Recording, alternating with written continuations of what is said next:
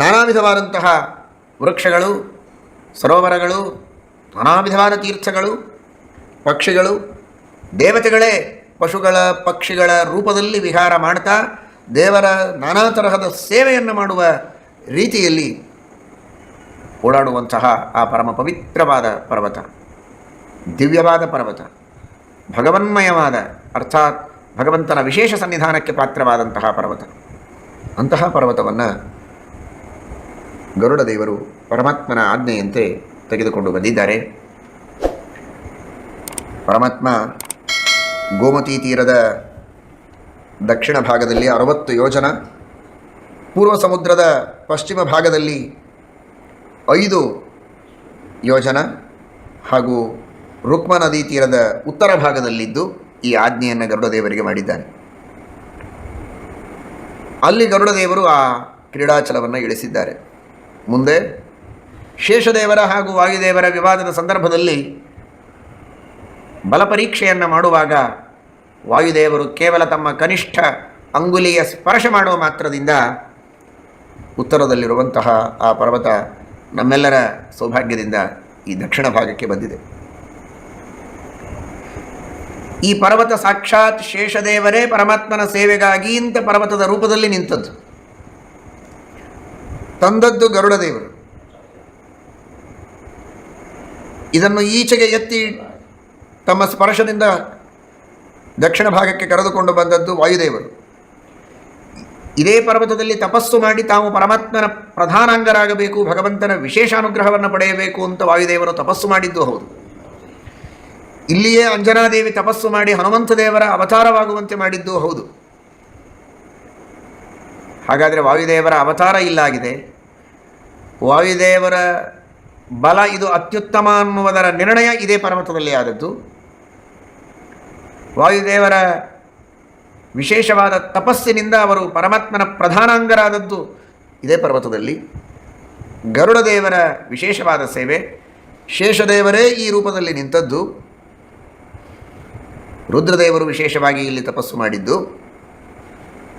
ಈ ಎಲ್ಲ ದೇವಾಧಿ ದೇವತೆಗಳ ಜೀವೋತ್ತಮರಾದ ವಾಯುದೇವರ ವಿಶೇಷವಾದ ಸನ್ನಿಧಾನದಿಂದ ಕೂಡಿದಂತಹ ಈ ಪವಿತ್ರವಾದ ಕ್ಷೇತ್ರ ಅನ್ನುವುದನ್ನು ನಾವು ಇಲ್ಲಿ ಮನಗಾಣಬೇಕು.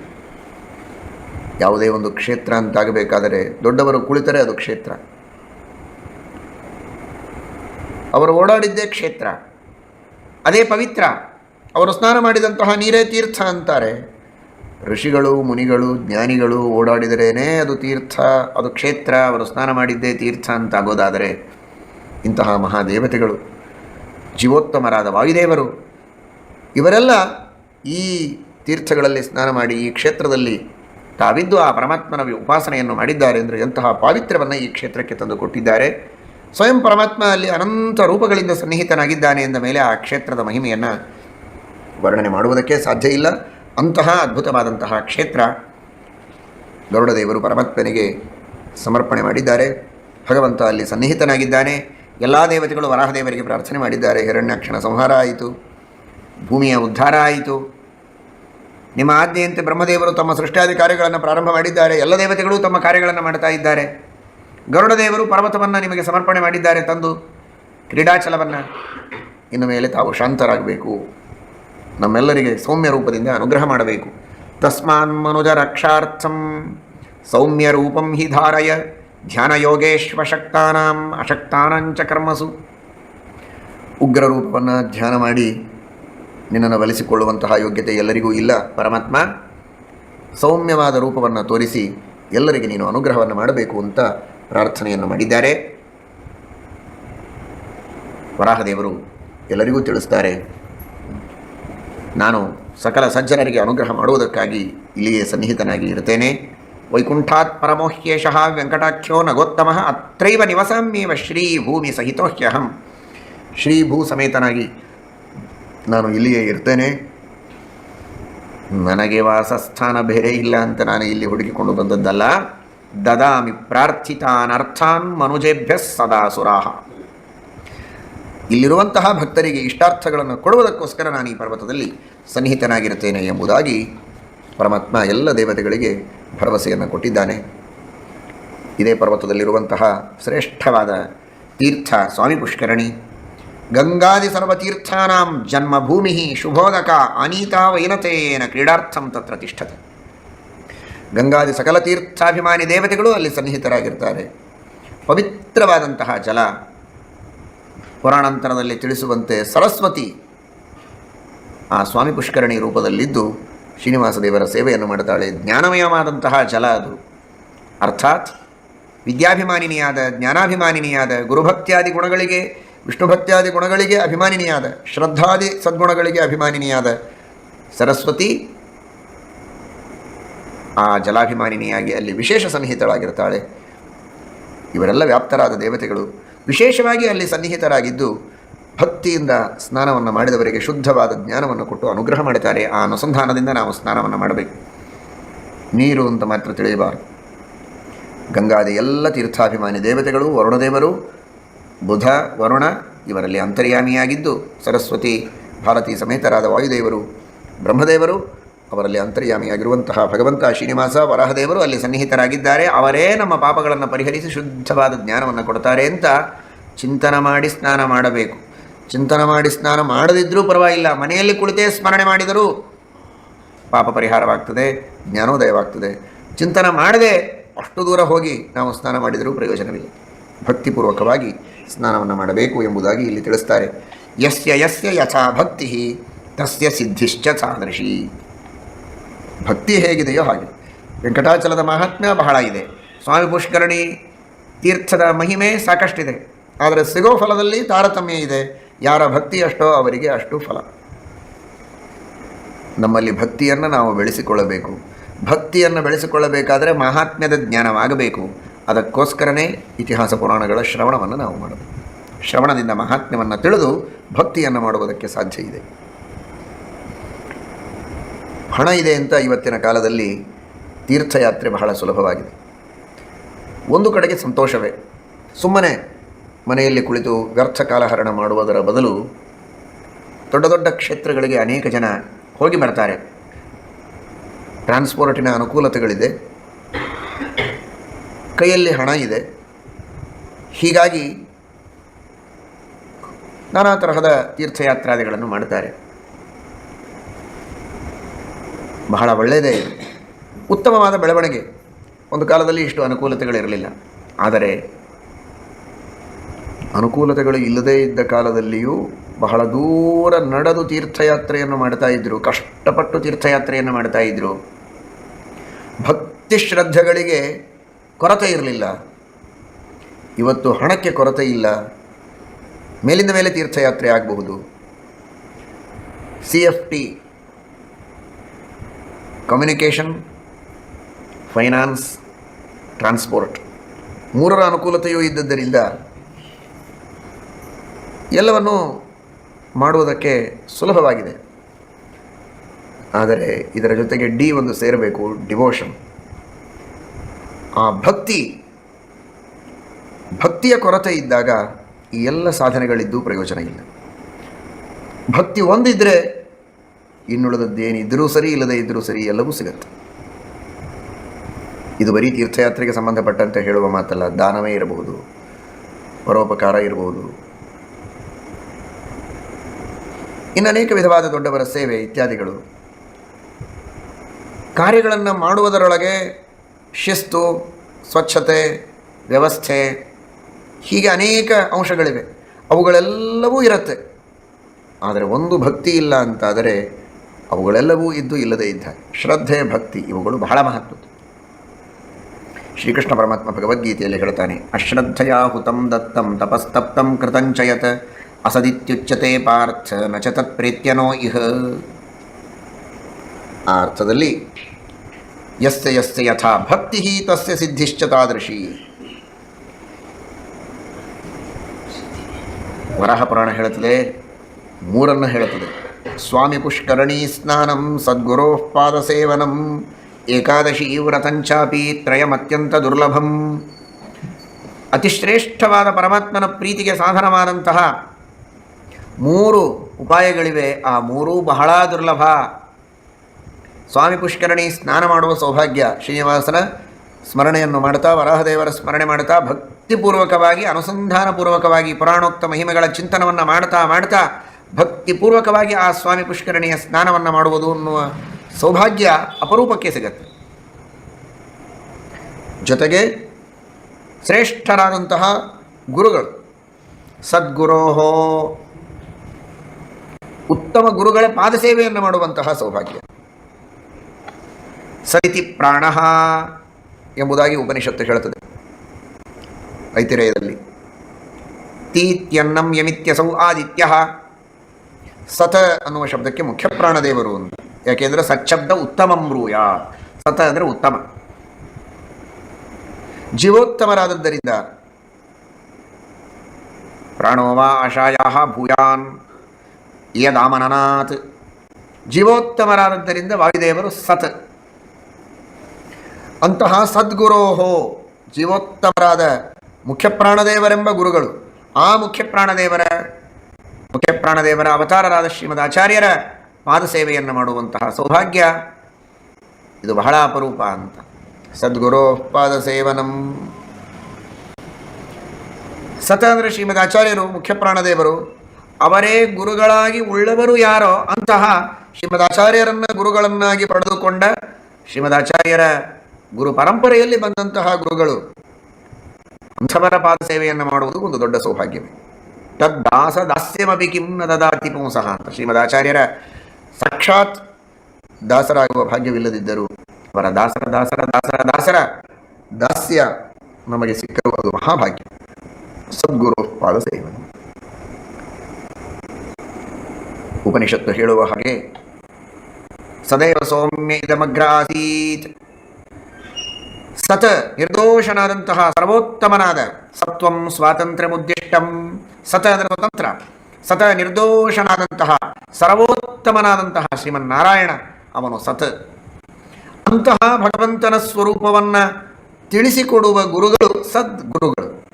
ಸತ್ ಪರಮಾತ್ಮನನ್ನು ತಿಳಿಸಿಕೊಡುವಂತಹ ಗುರುಗಳು ಸದ್ಗುರುಗಳು. ಅಂತಹ ಭಗವಂತನ ಸರ್ವೋತ್ತಮತ್ವವನ್ನು, ಸ್ವಾತಂತ್ರ್ಯವನ್ನು, ಗುಣಪರಿಪೂರ್ಣತ್ವವನ್ನು, ನಿರ್ದೋಷತ್ವವನ್ನು, ಜೀವಜಡಾತ್ಮಕವಾದ ಪ್ರಪಂಚದಿಂದ ಅತ್ಯಂತ ವಿಲಕ್ಷಣನಾಗಿದ್ದಾನೆ ಎಂಬುದಾಗಿ ಆ ಭಗವಂತನ ಬಗ್ಗೆ ತಿಳಿಸಿಕೊಡುವಂತಹ ಗುರುಗಳಿದ್ದಾರೆ. ಅಂತಹ ಗುರುಗಳ ಪಾದಸೇವೆಯನ್ನು ಮಾಡುವುದು ಇದು ಜೀವನದಲ್ಲಿ ಬಹಳ ಅಪರೂಪಕ್ಕೆ ಸಿಗತ್ತೆ. ಅದನ್ನು ಅಪೇಕ್ಷೆ ಪಡಬೇಕು, ಆ ಭಾಗ್ಯವನ್ನು ಕಳೆದುಕೊಳ್ಳಬಾರದು. ಮೂರನೆಯದಾಗಿ ಏಕಾದಶಿ ವ್ರತಂಚಾಪಿ. ಏಕಾದಶಿಯ ವ್ರತ ಅಪರೂಪಕ್ಕೆ ಸಿಗುವಂಥದ್ದು. ಸಾವಿರ ಸಾವಿರ ಅಲ್ಲ, ಲಕ್ಷ ಲಕ್ಷ ಕೋಟಿ ಕೋಟಿ ಪಾಪಗಳನ್ನು ಸುಟ್ಟು ಭಸ್ಮ ಮಾಡುವಂತಹ ಶ್ರೇಷ್ಠವಾದ ಔಷಧ. ಅಗ್ನಿಯಂತೆ ಪಾಪಗಳನ್ನು ಭಸ್ಮ ಮಾಡುವಂಥದ್ದು, ಔಷಧದಂತೆ ನಮ್ಮ ಎಲ್ಲ ದೈಹಿಕ ಮಾನಸಿಕವಾದಂತಹ ದೋಷಗಳನ್ನು ದೂರ ಮಾಡುವಂಥದ್ದು ಏಕಾದಶಿಯ ಉಪವಾಸ. ಪರಮಾತ್ಮನ ಪ್ರೀತಿಗೆ ಅತಿಶ್ರೇಷ್ಠವಾದ ಸಾಧನ, ಸುಲಭವಾದ ಉಪಾಯ, ಶ್ರೇಷ್ಠವಾದ ಉಪಾಯ. ಏಕಾದಶ ಇಂದ್ರಿಯಗಳಿಂದ ಮಾಡಿದ ಪಾಪಗಳನ್ನು ಪರಿಹಾರ ಮಾಡುವಂತಹ ಉತ್ತಮವಾದ ಒಂದು ಪ್ರಾಯಶ್ಚಿತ್ತ ಅದು ಏಕಾದಶಿಯ ಉಪವಾಸ. ಇಂದ್ರಿಯಗಳ ಮನಸ್ಸಿನ ನಿಗ್ರಹಕ್ಕೆ ಅತಿ ಉತ್ತಮವಾದಂತಹ ಉಪಾಯ.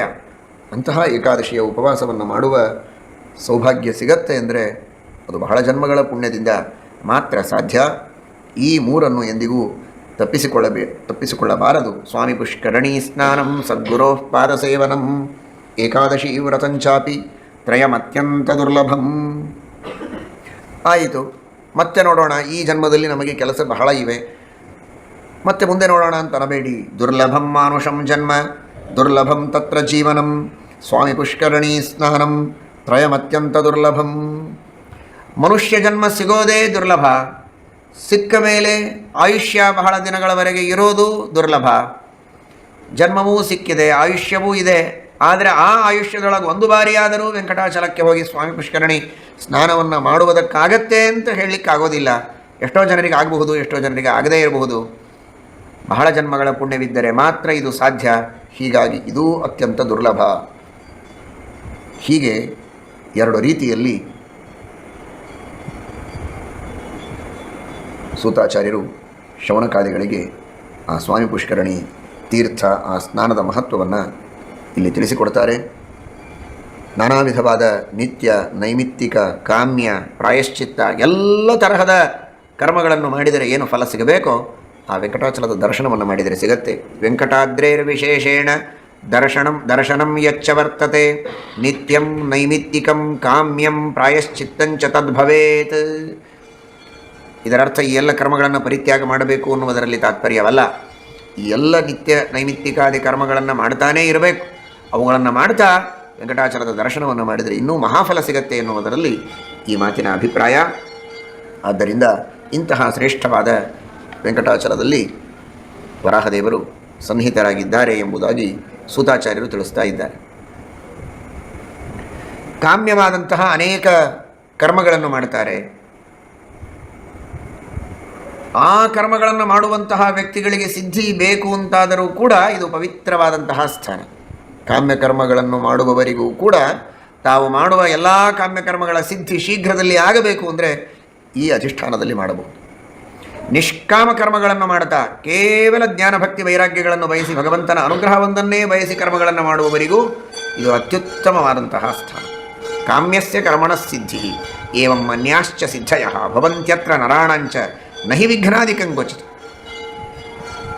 ವಿಘ್ನಗಳನ್ನು ಸ್ವತಃ ಪರಮಾತ್ಮ ತಾನು ವಾಯುದೇವರಿಗೆ, ಗರುಡ, ಶೇಷ, ರುದ್ರಾದಿ ದೇವತೆಗಳಿಗೆ ಆಜ್ಞೆಯನ್ನು ಮಾಡಿ ವಾಯುದೇವರ ದ್ವಾರ, ತತ್ವಾಭಿಮಾನಿ ದೇವತೆಗಳ ದ್ವಾರ ಭಕ್ತರಿಗೆ ಬಂದ ವಿಘ್ನಗಳನ್ನು ಪರಿಹಾರ ಮಾಡಿಸಿ ಅವರು ಮಾಡುವ ಸಾಧನೆಗಳು ಪೂರ್ಣವಾಗುವಂತೆ ಅನುಗ್ರಹವನ್ನು ಮಾಡುತ್ತಾನೆ. ಯಂ ಯಂ ಕಾಮಯತೆ ಮರ್ತ್ಯ ತಂ ತಮಾಪ್ನೋತಿ ಸರ್ವಥ. ಏನಪೇಕ್ಷೆ ಪಡ್ತಾನೋ ಅದನ್ನು ಪರಿಪೂರ್ಣ ಮಾಡುವುದಕ್ಕೆ ಪರಮಾತ್ಮ ಇಲ್ಲಿ ಸ್ವಯಂ ತಾನು ಕಟಿಬದ್ಧನಾಗಿ ನಿಂತಿದ್ದಾನೆ. ಭಗವದ್ ಆಜ್ಞಾಧಾರಕರಾಗಿ ಎಲ್ಲ ದೇವತೆಗಳು ಕಟಿಬದ್ಧರಾಗಿ ನಿಂತಿದ್ದಾರೆ. ಅಂತಹ ಶ್ರೇಷ್ಠವಾದ ಸ್ಥಾನ ಇದು. ಮನಸ್ಸಿನಲ್ಲಿ ಚಿಂತಿತವಾದದ್ದನ್ನೆಲ್ಲ ಕೊಡುವುದಕ್ಕೆ ಈ ಪರ್ವತ ಇರೋದರಿಂದ ಚಿಂತಾಮಣಿ ಪರ್ವತ ಅಂತ ಇದಕ್ಕೆ ಹೆಸರು. ನಿಷ್ಕಾಮವಾಗಿ ಕರ್ಮವನ್ನು ಮಾಡಿದರೆ ಉತ್ತಮವಾದ ಭಗವಂತನ ಜ್ಞಾನವನ್ನು ಕೊಡುವಂತಹ ಪರ್ವತ ಇದು. ಅಗಸ್ತ್ಯಾದಿ ಮಹರ್ಷಿಗಳು ಇಲ್ಲಿ ತಪಸ್ಸು ಮಾಡಿ ಶ್ರೇಷ್ಠವಾದ ಜ್ಞಾನವನ್ನು ಪಡೆದಿದ್ದಾರೆ. ತಮ್ಮ ಶಿಷ್ಯರಿಗೆ ಜ್ಞಾನವನ್ನು ಇದೇ ಪರ್ವತದಲ್ಲಿ ನೀಡಿದ್ದಾರೆ. ಪ್ರದಕ್ಷಿಣೆ ಹಾಕ್ತಾ ಇದ್ರು ಸಮಗ್ರವಾದ ಪರ್ವತಕ್ಕೇನೆ ಅಗಸ್ತ್ಯ ಋಷಿಗಳು. ಆಗ ಸುಮ್ಮನೆ ನೀವು ಪ್ರದಕ್ಷಿಣೆ ಹಾಕಬಾರದು. ನಾಣ್ಯತ್ತಪೋದ್ವಿಜಾತೀನಾಂ, ಶಾಸ್ತ್ರದ ಪಾಠ ಪ್ರವಚನಗಳನ್ನು ಬಿಟ್ಟು, ತತ್ವೋಪದೇಶವನ್ನು ಬಿಟ್ಟು ಇರಲೇಬಾರದು. ಸ್ವಕರ್ಮ ವಿಪ್ರಸ್ಯ ಜಪೋಪದೇಶವು ಅಂತ ಹೇಳಿದ್ದಾರೆ. ನೀವು ಪ್ರವಚನವನ್ನು ಮಾಡ್ತಾ, ಭಗವಂತನ ಮಹಿಮೆಗಳನ್ನು ಹೇಳ್ತಾ, ತತ್ವೋಪದೇಶವನ್ನು ಮಾಡ್ತಾ ಪ್ರದಕ್ಷಿಣೆ ಮಾಡಬೇಕು ಅಂತ ಹೇಳಿದಾಗ ಶಿಷ್ಯರಿಗೆ ತತ್ವಗಳನ್ನು ಉಪದೇಶ ಮಾಡ್ತಾ ಪ್ರದಕ್ಷಿಣೆ ನಮಸ್ಕಾರಗಳನ್ನು ಹಾಕಿದರು ಅಂತನ್ನುವ ಕಥೆಯನ್ನು ಪುರಾಣದಲ್ಲಿ ನಾವು ಕಾಣ್ತೇವೆ. ಆ ರೀತಿ ತಪಸ್ಸನ್ನು ಮಾಡಿ ಶಿಷ್ಯರಿಗೂ ಜ್ಞಾನವನ್ನು ಕೊಟ್ಟು ತಮ್ಮ ಜ್ಞಾನಾಭಿವೃದ್ಧಿಯನ್ನು ಮಾಡಿಕೊಂಡವರು ಅಗಸ್ತ್ಯರು. ಹೀಗೆ ಒಬ್ಬರಲ್ಲ ಇಬ್ಬರಲ್ಲ ಸಹಸ್ರಾರು ಋಷಿಗಳು ಜ್ಞಾನವನ್ನು ಪಡೆದಿದ್ದಾರೆ. ಇದಕ್ಕೆ ಜ್ಞಾನಾದ್ರಿ ಅಂತ ಹೆಸರು. ಆದ್ರಿ ಅಂದರೆ ಪರ್ವತ, ಜ್ಞಾನಾದ್ರಿ ಅಂತ ಹೆಸರು.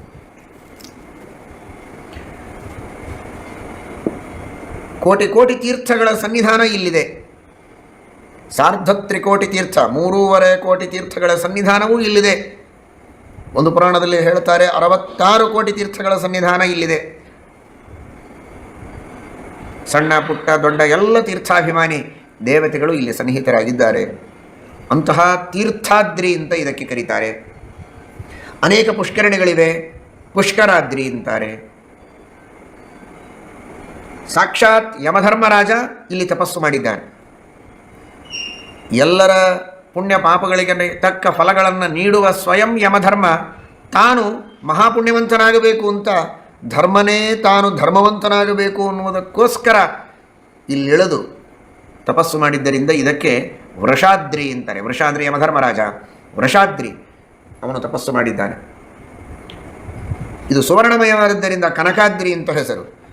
ನಾರಾಯಣ ಎಂಬ ಒಬ್ಬ ಬ್ರಾಹ್ಮಣ ತಪಸ್ಸು ಮಾಡಿ ಸಿದ್ಧಿಯನ್ನು ಪಡೆದದ್ದಕ್ಕೆ ನಾರಾಯಣಾದ್ರಿ ಅಂತ ಹೆಸರು. ವೈಕುಂಠದಿಂದಲೇ ಇಳಿದು ಬಂದದ್ದಕ್ಕೆ ವೈಕುಂಠಾದ್ರಿ. ನರಸಿಂಹ ರೂಪದಿಂದ ಪರಮಾತ್ಮ ಇಲ್ಲಿ ಪ್ರಾದುರ್ಭೂತನಾಗಿದ್ದಾನೆ ಎನ್ನುವುದಕ್ಕೆ ಸಿಂಹಾಚಲ. ಅಂಜನಾದೇವಿ ತಪಸ್ಸು ಮಾಡಿ ವಾಯುದೇವರನ್ನು ಪಡೆದದ್ದಕ್ಕೆ ಇದು ಅಂಜನಾಚಲ.